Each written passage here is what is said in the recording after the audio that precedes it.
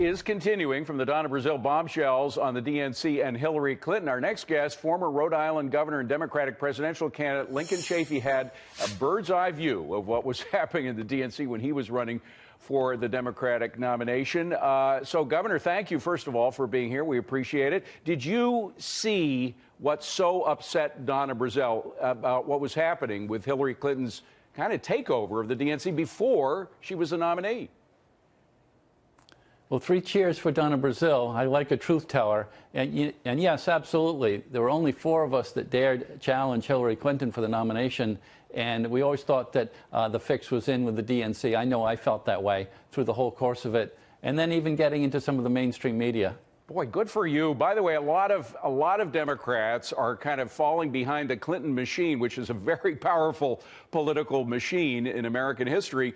And that machine is coming down hard on Donna Brazile's head for having said what she does, or about the corruption or the fix being in. But you say she's absolutely right.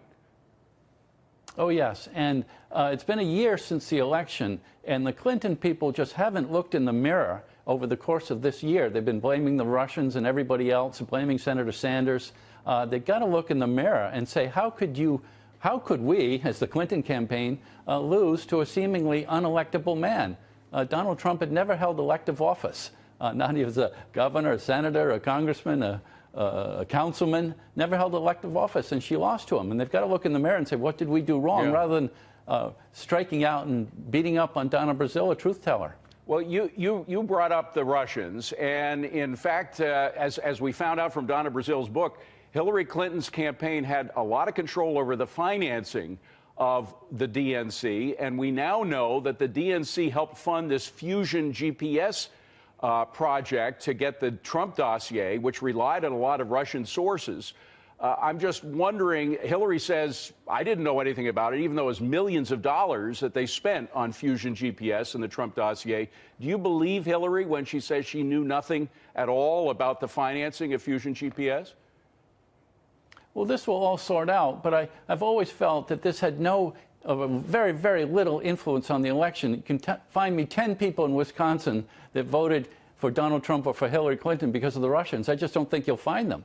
It was the email controversy, it was the Clinton Foundation controversies, it was the speeches to Goldman Sachs controversies, it was the ethical issues, it was the arrogance. I just don't think it was the Russians. She also had and that'll all settle out who did what with the Russians, right. But I don't think it affected people in Pennsylvania, Ohio. They were clearly trying to mess things up, I think, for both sides. But, you know, you talk about the Russians. What about the media? I mean, the media seem to be one-sided in this race. Talk about their role, particularly with regard to Hillary Clinton.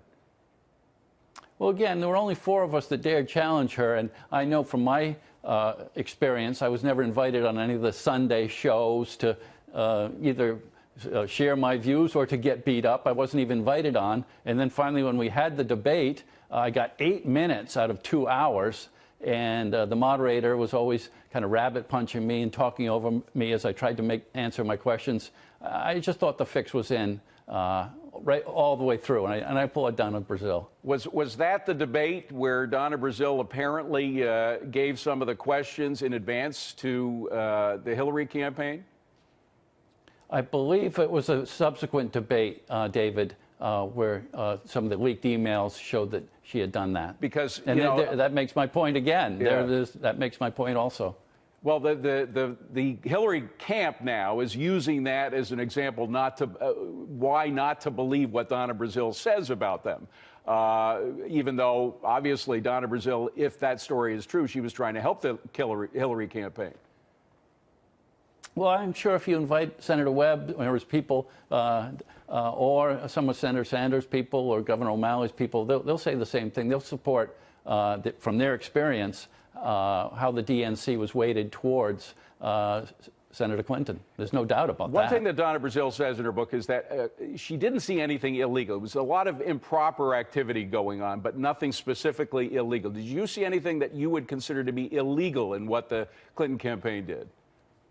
No, I'll agree with Donna Brazile on that. It's unethical, but probably not illegal. Highly unethical, but probably not illegal. And how does this all sort out? How will it affect the Democratic Party. We already see people like Liz Warren at first siding with Donna Brazile, now backing out a little bit from that position. Where will this leave the DNC? Well, I do think we just have to look in the mirror and see what happened. How did we lose to Donald Trump? And that just hasn't occurred. As I said, they're blaming everybody in sight.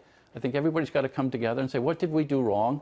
And Senator Sanders kind of caught fire and took off, and he was never really given a chance, I don't think, by a lot of the mainstream media and also by the DNC. And that was a mistake. I think he would have won. I believe he'd be the president if he was our nominee. We got to go, but bottom line is you agree that the election was rigged in Hillary's favor.